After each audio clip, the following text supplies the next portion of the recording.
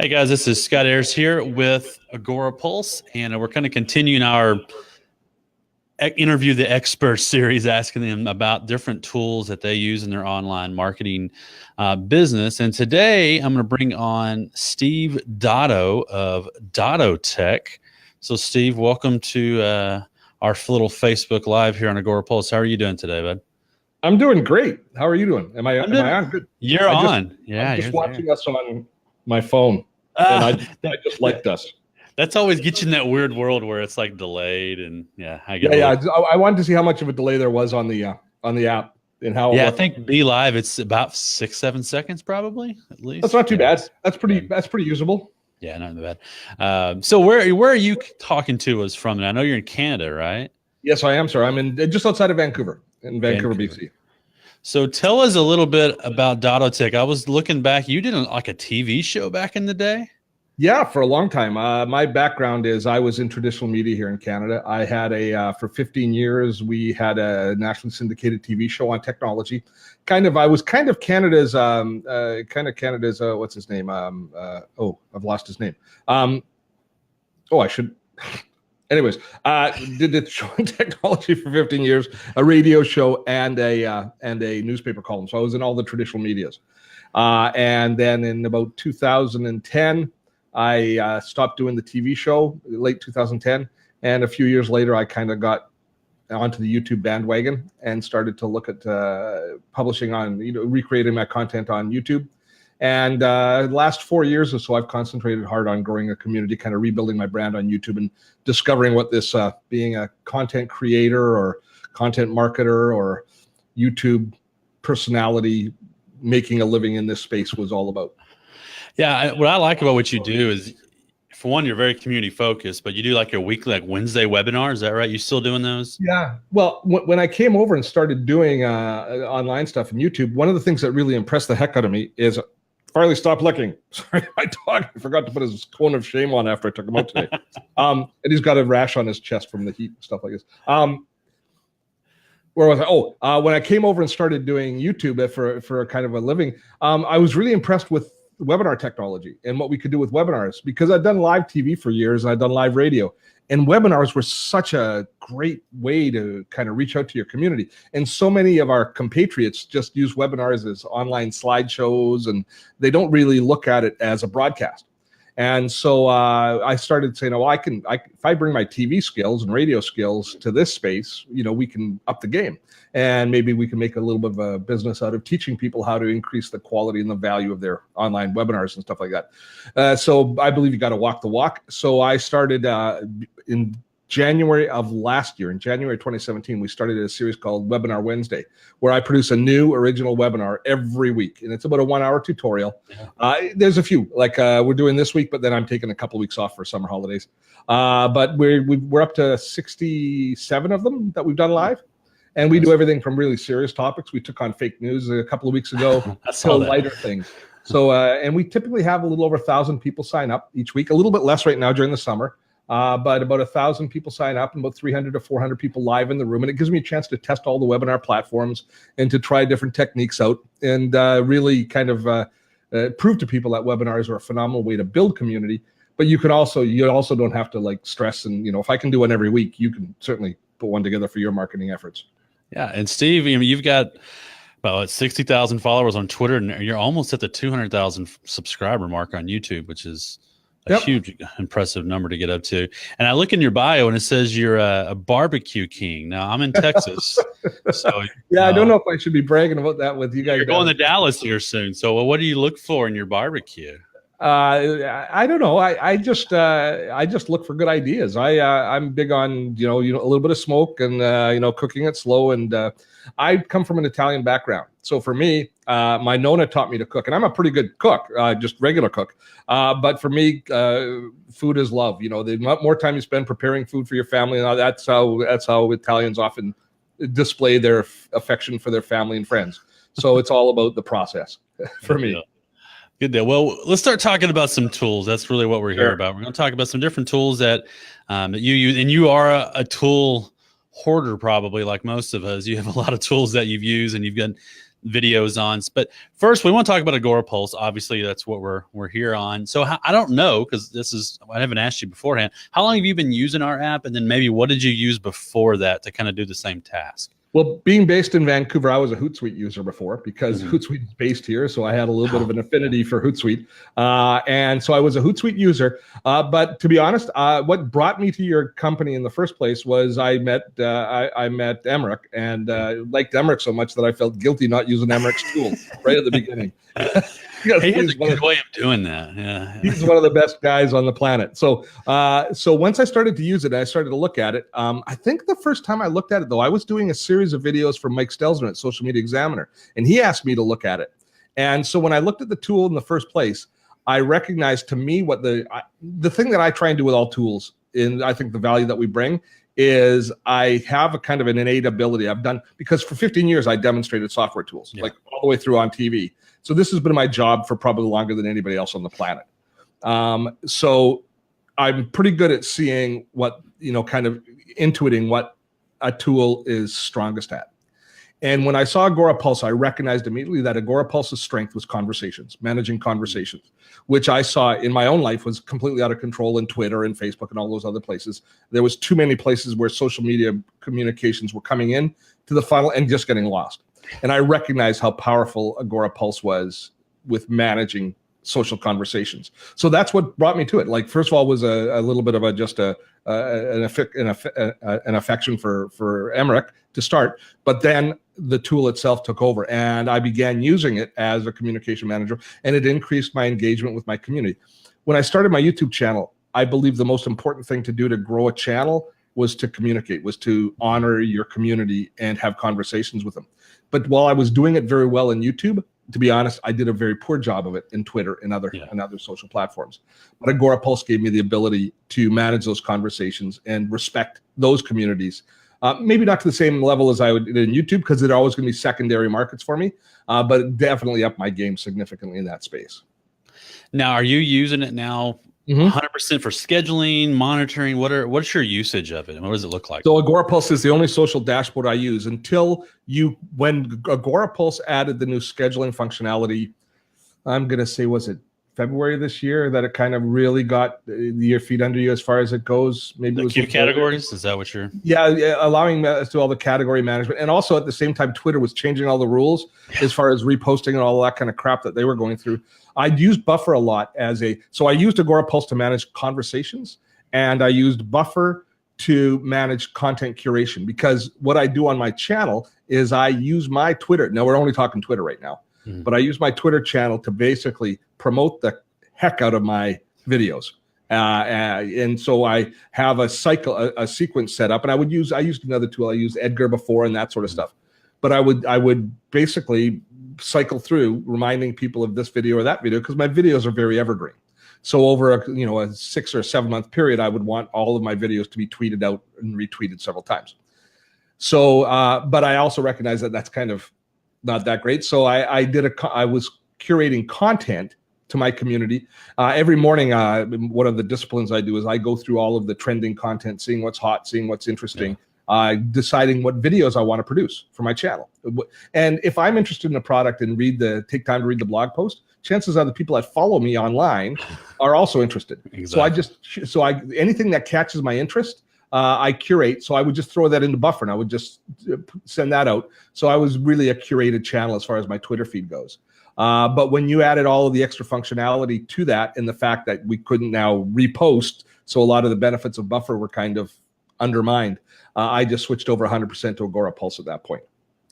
Now, you being YouTube focused, I mean, YouTube's your number one channel, I'm assuming. You're talking about Twitter descent. How are you using it with YouTube? Because that's a big sticking point for a lot of people. Not at all. And as much as I love Agorapulse for all things, it doesn't serve the same conversation tool in YouTube. So I use it for Twitter. I use it for Instagram a bit. I use it for Facebook, mainly for Twitter though. So here's the issue with YouTube, and it's not your fault. YouTube and in the YouTube conversation management tool that's baked into YouTube's Creator Studio gives us the ability to heart posts. To give it, not just a like, but to give a heart, which puts the creator's image and with a big smile and a little hearty face on people's posts. Now, I use that as an acknowledgement that I've read posts, because I promise my community that I'm going to read every post. If I just give them a thumbs up, it's just a like, and it isn't identified as Steve did that. Whereas if I heart my face on it, whatever that love is, give it the love, then they know that I've read it, because I've had to do that because it's my face there. Now, it might be a little bit oversharing, and I might be spreading the love a little bit too thinly, but I do that as I read each post. So that's my way of letting my community know, hey, I saw what you said. I saw what you said. I don't have time to respond to every comment, not with a 200,000 strong channel, but I do have time to read everyone. And so that's, and you can't do that in Agorapulse. They haven't given you the API access to be able to access that particular feature. And that's what keeps me from using Agorapulse to manage that conversation. But you can do some management of conversations. Oh yeah, if YouTube wasn't your primary channel and you just want to audit and you want to do kind of audit and auto post and that kind of stuff to your channel, it would work fine. It would work fine. But for me, my YouTube comments they're the most important part of my conversation. Now, having said that, as soon as I create a new video, I do use Agorapulse in my YouTube publishing sequence. So when we create a video, what we do is we don't want all of the traffic to go native to YouTube once our video is created. So we create a blog post that we embed the video in, that we drive all of our social traffic to. That's part of our YouTube growth strategy. That way we can drop a Facebook pixel on the person, and we can also track it in a lot of different ways. So what we do is, as soon as I create that post, I use the Agorapulse Chrome extension, and I enter that post, and then I share that post to my social platforms through Agorapulse. That way I can schedule it for the future and put it into my scheduling queue. But I also appreciate the fact that it's even easier now to add UTM codes to those posts, so that I can properly track where the traffic's coming from downstream in my Google Analytics. So Agorapulse is a big part of it. In the morning when I publish a post, a new video, it's I'm jumping into Agorapulse within the first 4 or 5 minutes of our publication sequence, and it serves, and that's where I go, to maintain and to do all of my scheduled posting, etc. And then while I'm in there, I typically check my conversations and reply and do all those sorts of things as well. Good deal. Well, speaking of creatives, and the things you're so focused on video, I want to talk about some creative tools that you use probably maybe on a daily basis. Let's talk about ScreenFlow. You mentioned ScreenFlow. Yeah. What do you do with ScreenFlow? What is it, and why would someone want to use it? Well, ScreenFlow is a screen recording tool, and it's a video tool that we use. And there's really two in the space: Camtasia and ScreenFlow. ScreenFlow is a Mac-only product. Camtasia is Windows and Mac. So they allow us. They're really a video production tool. So if you think about the process to record and publish a video, you have to have some sort of video recording device, which typically is going to be a camera. You record the video and audio combined on that camera, and then you upload that video to your computer, and then you use a video editing package, iMovie, Final Cut, Adobe Premiere. You use some tool to edit that software before you output it and then publish it to YouTube or wherever you happen to be publishing it. ScreenFlow combines a lot of those processes. It allows you to use your webcam and your microphone to capture your video in real time, but it's as you're sitting at your desk. But it adds a second character in that your computer screen is also recorded. So for doing things like what I do, which is showing you how to use a piece of technology, it allows me to record that computer screen, and then it's got some really unique editing capabilities that allow you to edit that screen, zooming in on things, highlighting things, changing the size of the cursor, drawing people's attention to different callouts or different elements within the computer screen. So it becomes a double ender, the fact that I am speaking away, talking to you about how a piece of software uses, and then the star of the show is the computer screen. Yeah. Where I'm showing you the technology. ScreenFlow has been around for a very long time, and it's, to me, the easiest tool to create those sorts of recording. Now, having said that, Camtasia is awesome, and the Camtasia extension, the little Snagit that Camtasia has, which is like a junior version of everything that I'm talking about, is just a wonderful utility as well. Now, ScreenFlow they have a free trial, but it costs to have it, right? Yeah, it's 139 Canadian. So what's that? It's $1.70 US. Yeah, and that's a one-time fee. Yeah, they just upgraded to ScreenFlow 8. I'm going to be posting a video this week on the upgrade. So do you use both of them, or Snagit? I use Camtasia so I know what's happening in it. I don't enjoy editing as much in it just because I haven't used it as much. But there's probably a Camtasia has more install base because it's the tool you use in Windows. And if Apple finally drives me out of the tribe, which they seem to be trying to do, I'll be using Camtasia in Windows. Well, I want to know now. How are they driving you out of the tribe? Like, what's Apple one just big thing? Continues to piss people off.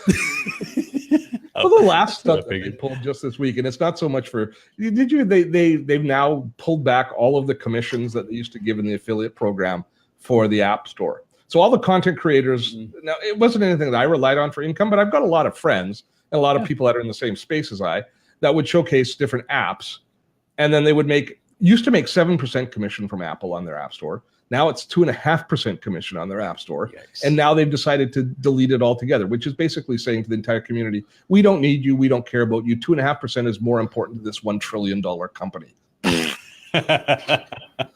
Aren't they like the first $1 trillion company now? They are. Yeah, ridiculous. So ScreenFlow, we could probably go on a whole other live about that. So ScreenFlow and Snagit, great tools to use if you're doing screen sharing or recording a video. And then I like when like a lot of your videos, you've got your little talking head down in the corner while you're showing it. I think that does engage the audience more because instead of just them listening to you move around and play with your mouse, they're actually getting to see you. Yeah, people rely. The more we can give community with video, the more we can have FaceTime and have people respond to your face, and you can communicate so much more subtly through, the tilt of a head, the raise of an eyebrow. Yeah. There's so many more things we can do when we can see our faces. So it just makes for a more engaging product. All right. So productivity wise, what are one tool that you use to kind of keep your team on task? Well, for me personally, Evernote has always been the heart of my productivity system. And it was the very first online course that I had real success delivering. So we've got a course on how to use Evernote. But Evernote's been at the heart of my productivity system. I think it's just a really, really good solution. It's kind of like it's the catch-all for all of my, anything that I see that's interesting that I need to remember, I store in Evernote. And so we use Evernote on an ongoing basis. It's number one. For my team, though, very similar to how Agorapulse is run, we're a very distributed team. I've got people in England. I've got people in New Hampshire and in Houston, Texas. We're a small team. So we use Slack for all of our communications, which was a really challenging thing to get the team all on board for because they all had their own communications tools that they were comfortable with, and they all communicated with me in different ways. Bending them to my will took a little bit of effort, but now they all love Slack, and Slack has increased our productivity dramatically by focusing all of our conversations in the one place. And the other tool that we use, and it just happened that Asana, we use Asana for our task management and project management. It just so happened that just as I was doing a demo on a new version of Asana was when we were rebuilding our new production model. And so I was thinking about it as I was doing two things at the same time as we were looking at some new capabilities that Asana added, which is basically a Kanban metaphor. Think about a pegboard or an index cards on a corkboard that you can move projects around. Yeah. That's what Asana gives us now. Mm-hmm. And so we use that to manage all of our projects and all of our videos. And those two tools have just increased our team productivity dramatically. Now, you said you had a hard time getting your team to move to Slack. What else were they using other than that? What were they trying to get you to use? Some were using Facebook Messenger. Some were using email. Some were using some texted me. Like hip text or... Yeah, we used everything. And it just, it just doesn't work that way. You need to streamline your communications. Email is a wonderful tool for marketing. It's a terrible tool for team management. And email is evil as far as internal communications goes. It's good for external communications. It's so slow. Yeah. And it's evil. It's just downright evil. And then you get, if you now it didn't happen in our community, but if you're not careful, you get the cover your ass guys who just copy themselves on all of the emails and make sure and forward, and you get all of those multi-dimensional threaded emails going back and forth, and what a waste of time. A tool like Slack just cuts through all of that and makes you really more effective as a communication you just give you a more effective communication metaphor. Yeah, and I think too, if you're a remote team like you are, like we are with Agorapulse, we've got 12 countries and 45 or so people. I mean, we can communicate, with a snap. I can talk to somebody across the world and keep up with the conversation. I think that's the big part. And a tool like Slack doesn't just work for my team, but I'm on the Agorapulse Ambassador program, and we've got a channel where we communicate with Mike and you guys, and it's there in my Slack dashboard. It's great having those tools. Yeah. And Asana, I'm a user of Asana as well because I like to check off the boxes.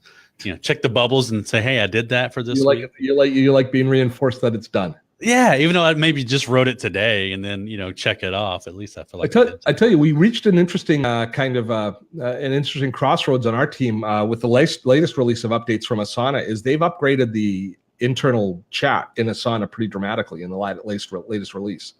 So we actually had a little bit of a revisiting our communication metaphor, and I thought briefly of dropping out of Slack and just using Asana for all of our conversations. But the challenge is you don't have threaded conversations at a personal level in Asana. They're all project-based. Yeah. So there wasn't the same way to just reach out to Jim or Bob and communicate. You had to communicate through a project. But other than that, they were darn close to having us really rethink our Asana. And then they added a really tight Slack integration. So now we have a Slack channel an Asana channel in Slack. So all of the conversations in Asana get reflected through into Slack, which really helps us out as well. Yeah, that integration is really nice when you're updating or someone else is updating a project you're both working on. Boom, it pops into Slack, which is nice. So Asana and Slack and Evernote. Now, you said you save stuff to Evernote. What kind of stuff are you saving? Just thoughts, links? How do you use that? Are you mobile with Evernote? Everything. The most useful tool in Evernote is a digital notebook, right? So it's a digital notebook where you can store all of your little bits of digital information. And so anything that I see that I might need to recall at any point, I store in Asana. I store in Evernote. And Evernote has something called the Evernote Web Clipper, which is just a Chrome and in any browser extension, which allows you to select how to capture any information you see on the screen and store it in Evernote. And then Evernote's strength, just like almost every good technology, they have one thing in common as far as their strength. Google, YouTube, Evernote, their strength is search. It's not about capturing everything because you can store everything almost anywhere. Mm-hmm. It's about finding it when you need it and where you need it. So Evernote has a very powerful search engine, including the ability to, if I was to take a screenshot of you right now, and then I was to search in a few hours for Agorapulse, you would come up. This file would come up. Why? Because the word Agorapulse is behind your head and it would parse out the text from the image. So it's got all of those abilities to be able to find what you're looking for. And because it's a cloud-based service, I can find them on my phone or I can find them on my computer, wherever I happen to be. And I can use the Evernote camera to capture information on the road. If you capture a whiteboard in a meeting, it will parse out the text of the whiteboard so you can later on search on it. So as far as that goes, it is just such a powerful addition to making sure that ideas don't slip through the cracks. Then if you learn how to use it and create some structure and learn to rely on it to go back, anytime I see an idea for a demo, I just store it in the demo file. And then when I'm stuck on what my next video is going to be, I need a little bit of inspiration. I just go into my Evernote demo notebook or demo tag, and I see the different things that I've thought over the last few weeks would make an interesting demo. I can write that out as a note. I can capture it from the screen. I can take a picture of it. I can make it as an audio note, all those different ways to turn it in. And it's basically a free tool, right? I mean, there's a paid free version, but all of its main features are free.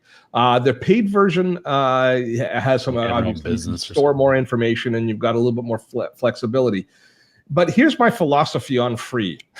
I'm not such a big fan of free. I'm not either. No. Because at the end of the day, and I get into this all the time on the Evernote forums because people complain about Evernote charge. Evernote charges us, I think in Canadian dollars, it's $12 a month. I think it's $79 or $80 a month US for the premium version. Mm-hmm.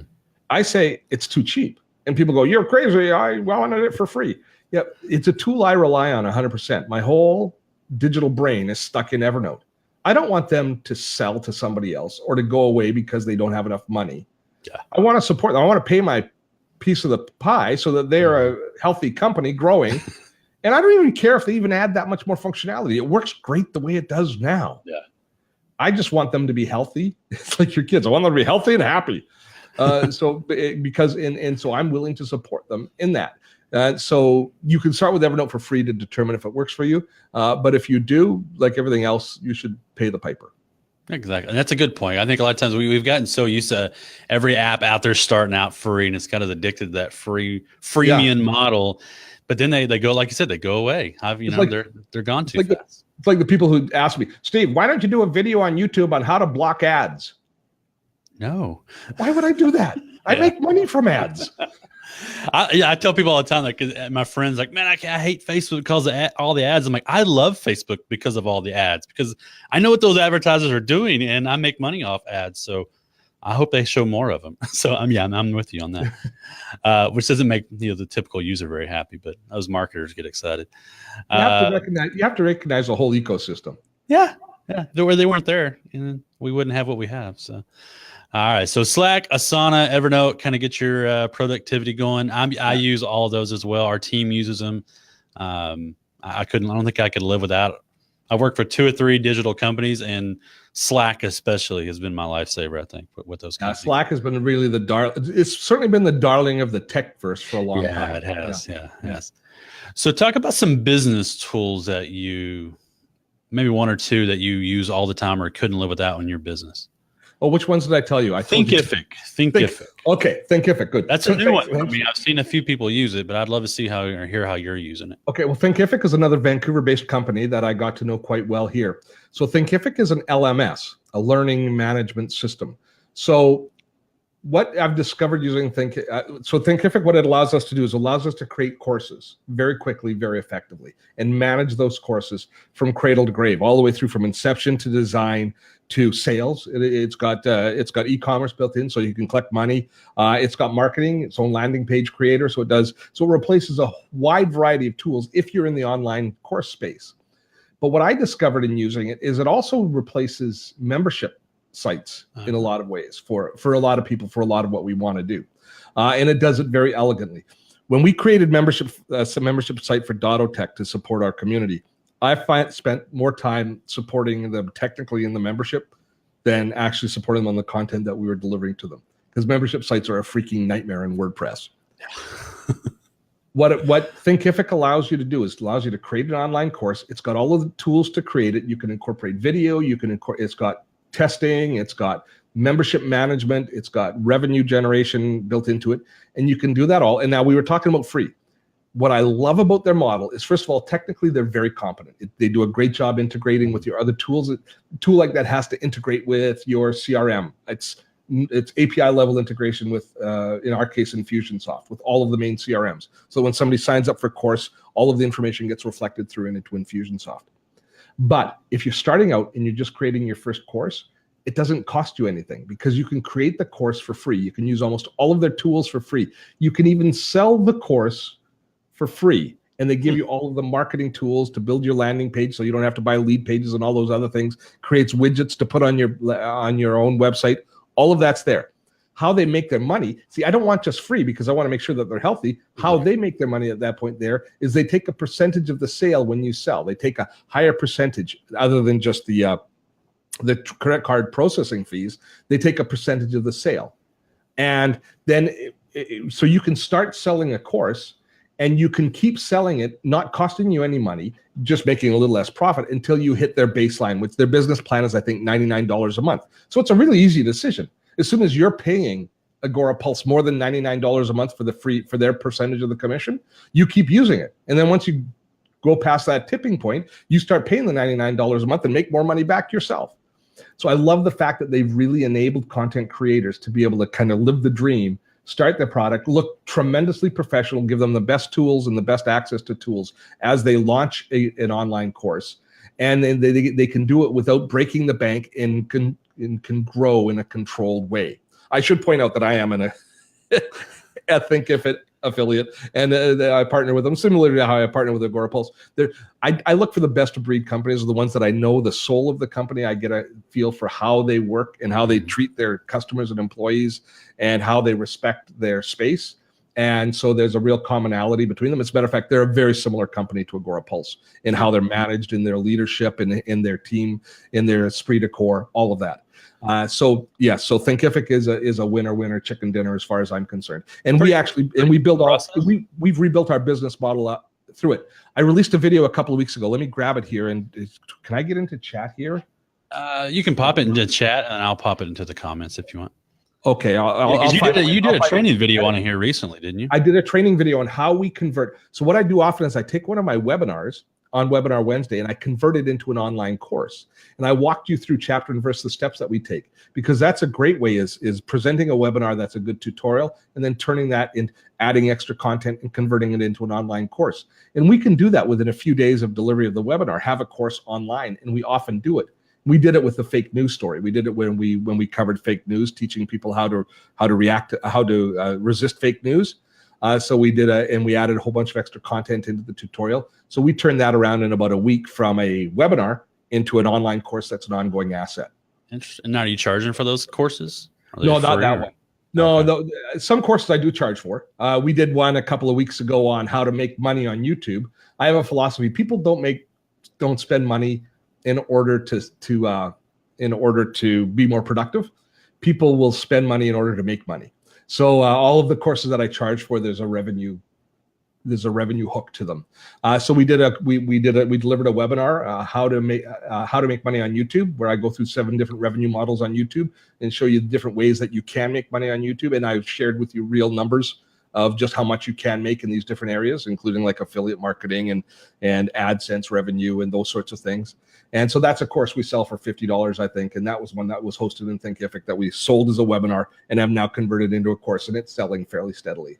I just posted the link in the comments of where you create an online course with Thinkific. Thank you. I just watched that one the other day. Actually, I'm like, you actually show everybody how you took it and then what you did with it. Yeah. Boom, boom, boom. It was I think it's a good little video. Yeah. Thank you. Now, what did you use before that? I mean, what were you doing? Was it Kajabi or something like that? Or well, I was using my own membership site. We were using our own membership site and we were hosting the courses ourselves. That was a nightmare. The log, I'm in one right now. I won't name that. Though it's that WordPress login screen, and it just looks so generic and cheap. And there are here's the challenge with all of these guys, is they all feel like they have to keep adding features. They're in the feature race. Yeah, and it drives me a little bit crazy. A tool like Thinkific does replace some other tools, but I see what say Kajabi's doing, and good Lord. I mean, they're trying. I think they're trying to replace religion in people's lives. They're adding so much functionality. Yeah. What do you mean now that I can't play games in other platforms? I have to play games in Kajabi. They've added Monopoly to it. I mean, I'm being ridiculous, but they're each trying to eat each other's pie so much that you really have to be careful that because I think that content creators, like typically speaking, we're small enterprises. And mastering any of these products takes an awful lot of effort and an awful lot of time. And if we've got 7 or 8 different products of these services that we purchase, getting to know them, getting to use them is a real investment. And if you have too many of them, or if you keep looking at feature sets and others, you never get down to doing your work. That's a real problem. Very true. Yeah. So Thinkific, really cool site. Actually, makes me want to go create a course, especially if it's free to start and they only charge you a 10% transaction fee. I mean, that's a no-brainer. Yeah. If you're creating training within your team, it never costs you anything. Your team can take training. Oh, that's an interesting concept. Isn't that interesting? Yeah, it's got so many good assets. So you could use it, not charge anybody, use it internally, and you've got it all set up. Yep, but I guarantee you'll like using it so much that you guys will start using it outward facing at some point. That's really interesting. Yeah. So it gave me another task I can do now. There you go. Now, one other tool. Use my affiliate code. There you go. One other tool you had mentioned is something called Wave apps. I haven't heard of this. Now, so Wave is accounting software. So here's what I am terrible at. I am a great content creator. I am a terrible administrator. I find accounting to be very similar to, well, just what's the most distasteful thing you can think of? The Washington Redskins? No. Oh, sorry. Okay. I don't task that I can think of. Yeah. Yeah. There's So lots of them. is that football? We do hockey up here. We don't do the football. Oh, that's right. That's right. So you're those guys. Yeah, those guys. I'm really good at procrastinating in accounting because, first of all, I don't like it, and as a result of not liking it, means that I don't understand it as well as I should, and so consequently, it's a lot of work to do anything for me, and I typically often screw up. So my accountant finally got on me and said, if you don't get a proper invoicing package together, at least that reports back to us, we're going to fire you. Well, that seems rather aggressive. So because I used to do invoices in Word or Excel, or I tried to Evernote. It didn't work well. So I went looking for, despite everything that I said earlier, a free accounting package, a free invoicing package, because lots of people will allow you to create invoices, but they charge you like $3 an invoice or $5 a month or $7 a month, and that was all fine. But I only produced like 3 or 4 invoices a month at that time. And then I found Wave. Wave is another Canadian company based in Toronto, and they allow you to do invoicing for free. And they said it's always going to be free, and I trusted them because they're Canadian. We're trustworthy. And if they didn't, they would apologize. So I signed up for it and I started to use it. And it's so easy to use, way easier to use than, can I disparage other accounts? I'd used QuickBooks before, and I found it confusing. I found it confusing and frustrating. I just found it way easier for me to understand their software as a service model that they put in place in order to set up my accounts and to send my invoices. And then I would see I had all these invoices due, and so I suddenly said, oh, look, I can tie it to my bank account. So just on a whim, I installed it with my bank account, and it brought all my bank's transactions through. And then I could just click on my bank transaction and it zeroed the invoice. And it was like, man, I had fun. It was like they made accounting easy for me. And so I got hooked on it. And I've used them for 4 years now. And I'm actually talking to them. They might become a brand sponsor of our channel. I've been impressed that much with them that I've approached them for a formal relationship. But having said that, they again have a business model where they're free until a certain point.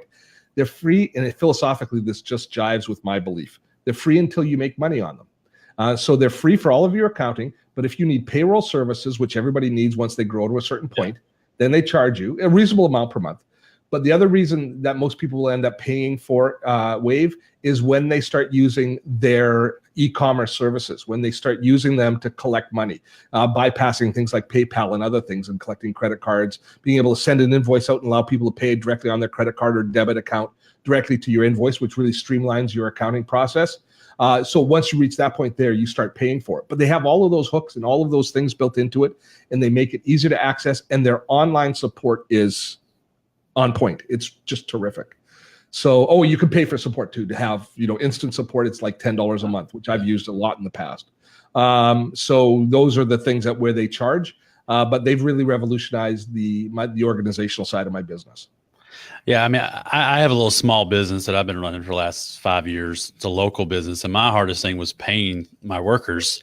And I wish I had Wave apps now instead of just using PayPal, which is like the worst way to pay people. You can, but then you have to transcribe all of that information into something else. Yeah. So, I mean, you still might use PayPal to pay them, but you track it all in Wave. Give them a look. Yeah, use my affiliate. No, I don't have an affiliate code. Tell them Steve sent you. That guy, Steve. All right. Well, Steve, I appreciate you hopping on here with us. We've kind of I think we've covered all the tools that we wanted to talk about today. You're basically, we can find you anywhere at DottoTech. You're basically DottoTech all over the interwebs. Everything is DottoTech. Yeah. We're on Twitter, Facebook, Instagram a little bit, not too much. YouTube for sure. If you're not subscribed to my channel on YouTube, that's what I want. I've decided that I want to hit 1 million subscribers on YouTube, and I've got the silver play button there. That was 100,000 subscribers, and so we started this year to look at seeing if we can grow to 1 million. I'm hoping I can do it in 3 years, but we'll see. But you can help me out by subscribing. There you go. So go to subscribe to his channel. Go to DottoTech.com to find out a little bit about everything. There's something you're looking for, especially when it deals with online business and online tools. You're going to find it on your website. I remember the guy who I'm Canada's. Remember the star I couldn't remember her name? Yeah. Leo Laporte. Leo. I'm kind of Canada's Leo Laporte, but I'm far better looking. I was going to say that. I think you have more hair too. He likes to think he has a good radio voice, but he doesn't have as good a radio voice as me. Now, I will say, I'll leave with this. I don't know where the video is at. Maybe I'll find it. You did a performance at Social Media Marketing World like 2 years ago where you were the Cowardly Lion. Oh man, That was one of the best things I've ever seen. Were you there? No, I wasn't, but I watched the video afterwards. And I think we're probably, I don't know. Yeah, at Social Media Marketing World, they had this idea to do a musical send up at this during the keynote, like when there's like 2,000 people in the room. So Amy Schmittauer, now Amy Landino, and myself, and Ian Anderson Gray. There was a whole whack of us that have a theater background. Yeah. And so they got us, and we did a send up of the Wizard of Oz. And then last year we did Beauty and the Beast. Hilarious. And there's conversation that it might happen again. I don't know. But they are interesting. Well, I'll be at 19, so you have to do it. I did my best Emmerich impersonation in the Beauty and the Beast because I was French. Oh, that's true. That's true. I was Lumiere.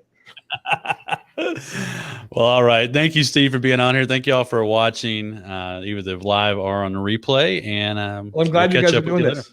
A big shout out to all you folks at Agorapulse. Big fan. All right. Thanks, so Steve. Have a good one.